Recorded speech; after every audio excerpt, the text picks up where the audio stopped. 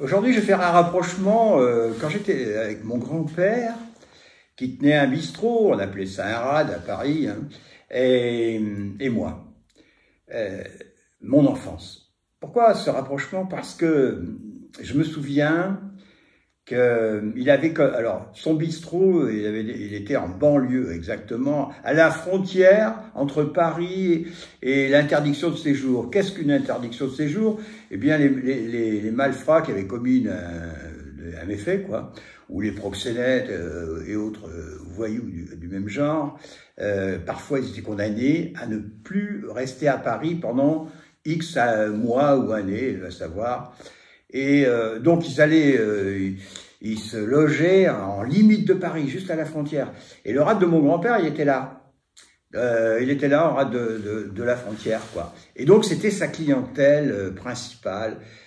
Alors, je vous dis pas ce monde coloré, ce discours coloré, c'est là que j'ai appris l'argot, quoi, le jargon, argot et autres. Et donc ces mecs, ils étaient interdits de séjour, hein, vous voyez.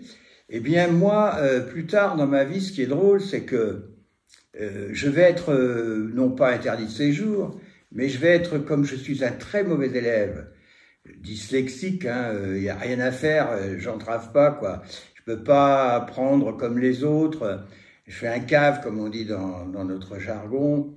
Je suis un interdit de talent, j'ai aucun talent, quoi. Mes parents trouvent que je suis vraiment médiocre, fainéant, enfin tout, je pue même si vous voulez, hein.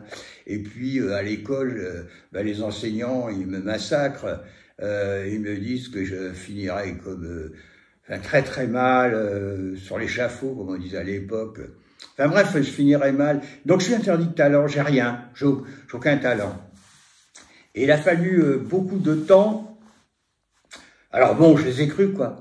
Et il a fallu beaucoup de temps pour que je découvre que moi, eh bien, contrairement à ce qu'ils racontaient, tous ces nazes, tous ces enfoirés, hein, eh bien, moi, j'avais du talent, j'ai du talent. Je peux vous le dire, j'ai du talent. La preuve, tout en étant dyslexique, j'ai écrit une dizaine de livres, j'ai produit des idées pour plein de gens. J'ai trouvé des titres, des accroches, des noms de marques, de produits, enfin bref, j'ai fait 1000 choses comme ça, avec les mots, justement. Et donc, j'avais un talent, hein. Je suis créatif, mon talent c'est la créativité.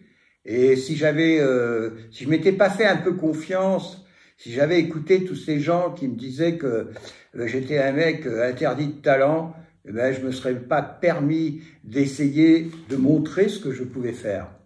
Voilà, bon, je suis peut-être un peu long là-dessus, mais c'est très important. Et très souvent, il y a des personnes comme ça, je crois pas, je suis pas le seul, c'est pour ça que j'en parle.